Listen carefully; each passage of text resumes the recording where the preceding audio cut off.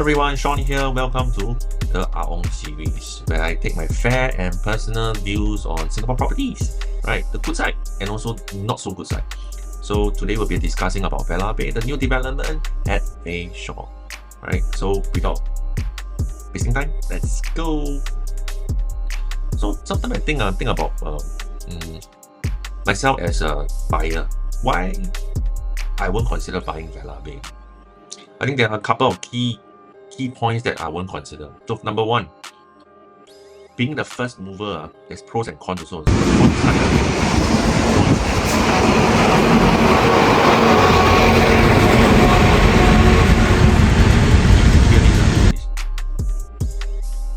Yeah, that's the sound. Yeah. There's only one vehicle. Imagine that is like probably about 7 or 8 or maybe more driving here and there, both sides. How will you feel, man? Right? The dust also, the dust pollution will be there as well because of the construction from the front part of Vela Bay and also the side where there's so-called private development coming up as well. So this has need to take consideration. So second point will be the holding period, because Vela Bay itself is still I would say like a baby stage, right now, like a baby around the entire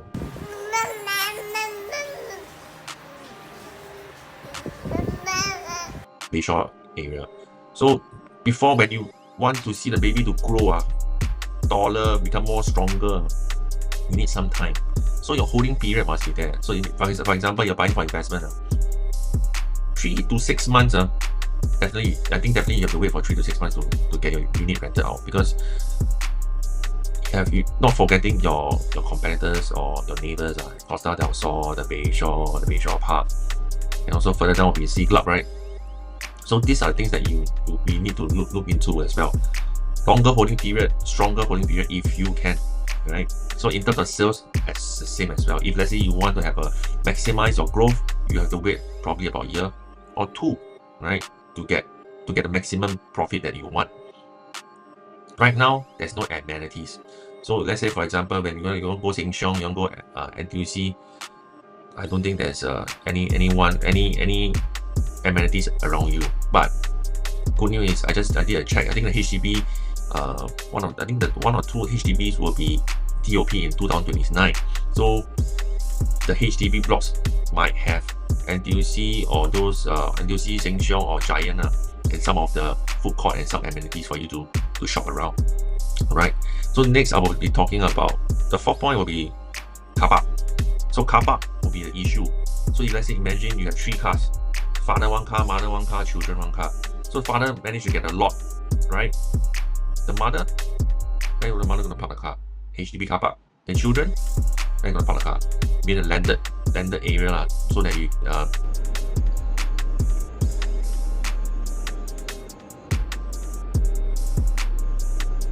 to get free parking, right?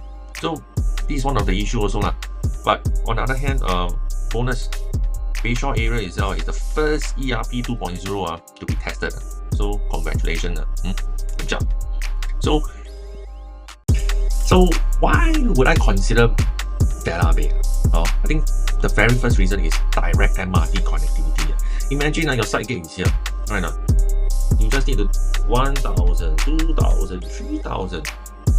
You reach your Bay Shaw MRT. So that's how close your house or the development is with the MRT station. So Vela Bay itself is a Bay Shaw MRT. So Bay Shaw MRT is Thomson East Coast line. It's connected to Orchard, it's connected to Marina Bay, it's connected to CBD. So in terms, it's extremely convenient for commuters working in the CBD area also. So second, I will say is New Township. So New Township itself, I mean, it's the first private development in the whole entire Bay Shaw area.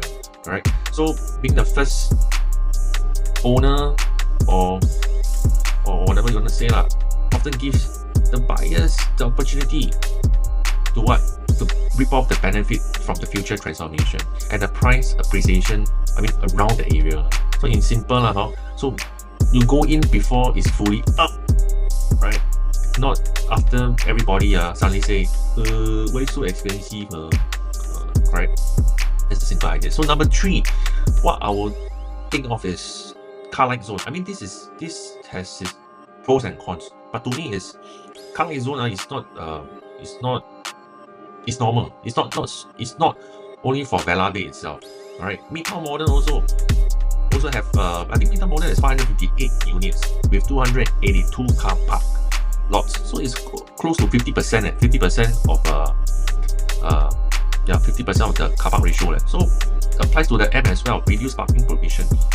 Well, they think on the other side, because car-lite zone itself is what the government plans to do. I think the location-wise includes Tengah, Ulu Pandan, Mount Pleasant, Graydon Southern Waterfront, right? And of course, last but not least, Bayshore. I mean, these areas to design to reduce the reliance on private cars and encourage people to walk, cycle, or take public transport, right? To make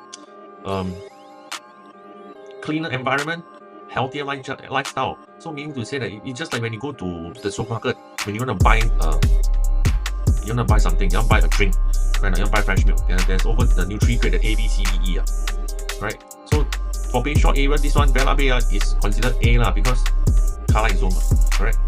Okay. So next, what I would say number 4 will be sea-facing units. So the developer cleverly developed the development itself in like a V-shaped block. So this V-shaped block highlights that close to about 70% of the unit itself have sea facing. Okay, so it make it not, at least you won't face your neighbor's laundry lah. At least you can see the sea. Then of course 70% see the sea, so there's like probably about 10% look at the low rise, 5% look at the pool view. Right. So next, number 5, we will talk about East Coast lifestyle. So from Vela Bay to the East Coast Park, there's two places, two locations. One is at the Central Park, which is they are building up, they are developing. So the other place will be the underpass, just right outside the Costa del Sol, right? So it's extremely near to East Coast Park by walking or by cycling. Yeah. So this is one of the key points which I always think that it's cool. So next we'll talk about GFA harmonization.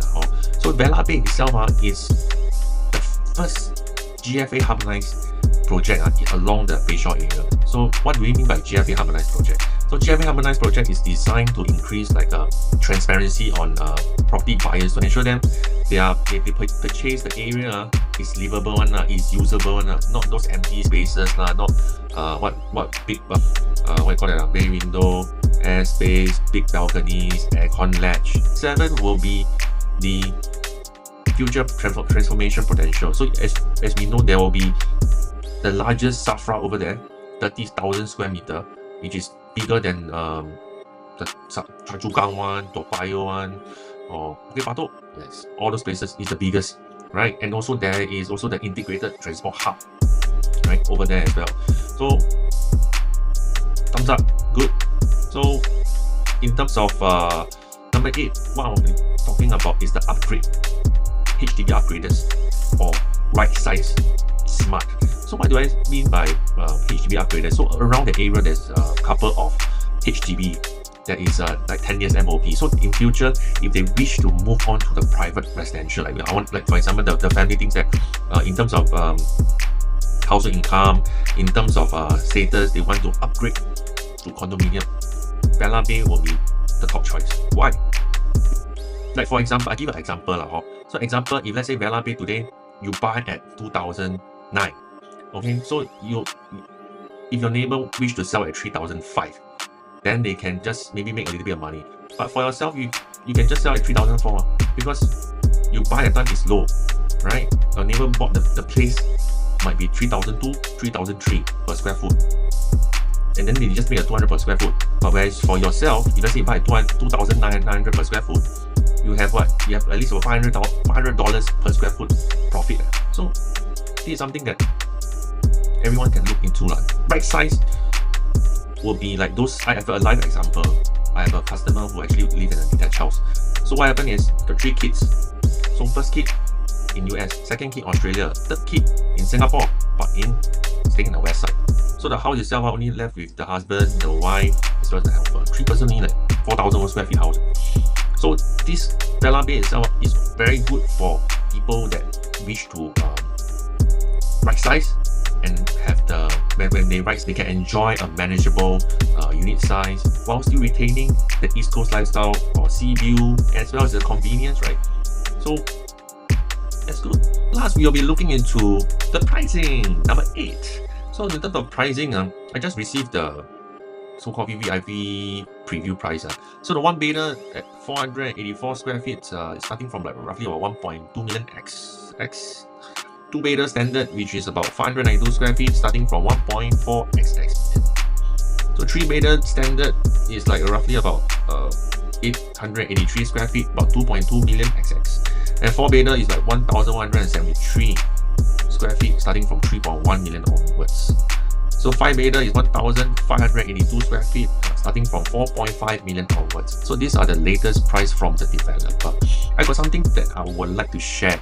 I think that was in 2017. So in 2017, I was at Seaside Residence.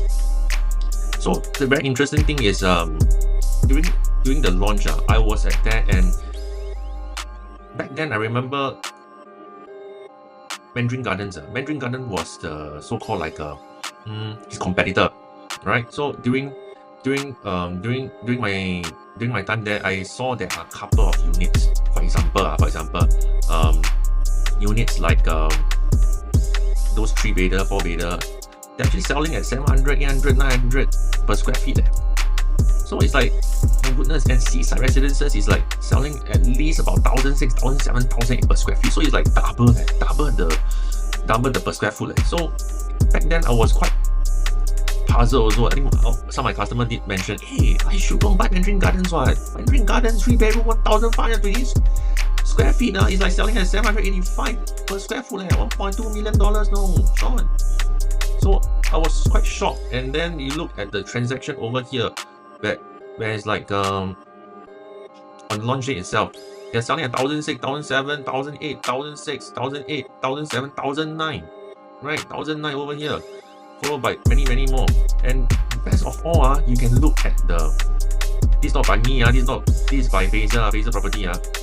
So in 24 April 2017, they mentioned they close to 400 units sold at Seaside Residences. So for the first weekend, they sold 70%. 70%. Wow, it's a lot. Double the price. You see the crowd. Look at the crowd. Wow, amazing, right? Amazing. Look at the crowd. So what I'm trying to say that, and looking at the fact, if you look at Seaside Residences, the profitability, I think the highest was I think it's a 3 bedder or 4 bedder that makes about $1.2 million. And I think the 2 bedder, I think there's one record breaking. The 2 bedder make about $800,000. See, amazing, right? So I think this is something like, to me, it's very comparable to Vela Bay. So this is something that you might want to consider. Thank you so much for watching my video. Don't forget to hit the subscribe button if you have any property inquiries. To visit Vela Bay for the VVIP passes, feel free to contact me at my number below. Right below here. Yeah. Okay, but last but not least, see you soon, guys. Amigos. Hey, wait. Hey, forget. So let me help you to be the next Ong Lai.